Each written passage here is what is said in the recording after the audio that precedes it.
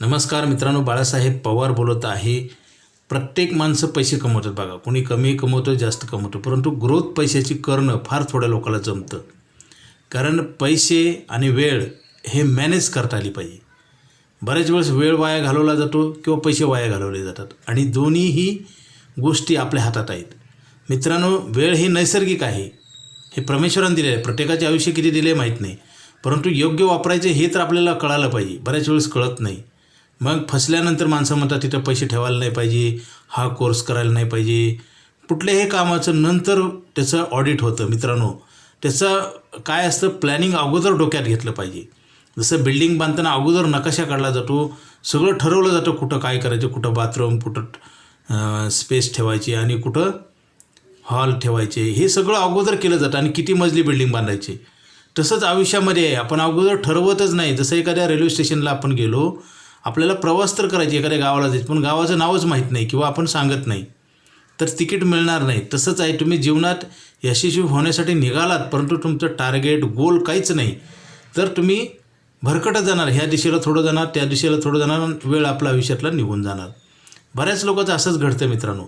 त्यासाठी आपला टाईमटेबल पाहिजे, आपलं उद्दिष्ट पाहिजे, आपलं गोल पाहिजे, आपल्याला काय करायचे ते ठरवलं पाहिजे आणि त्या दिशेनं वाटचाल केली पाहिजे.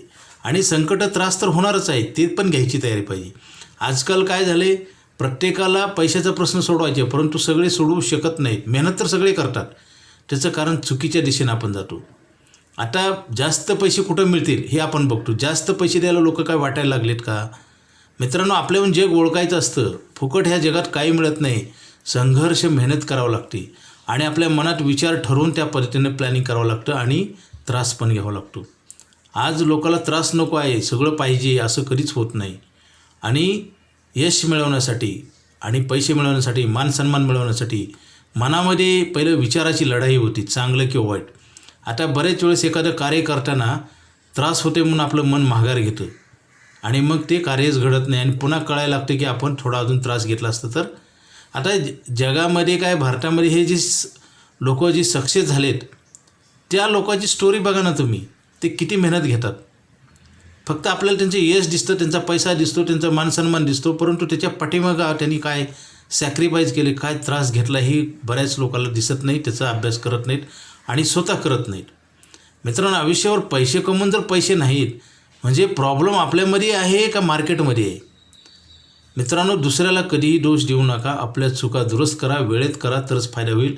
आता LIC ऑफ इंडियाकडे आयुष्यभर पैसे देणारा प्लॅन आहे, बंद होतोय, लवकरात लवकर घ्या. Okay, thank you.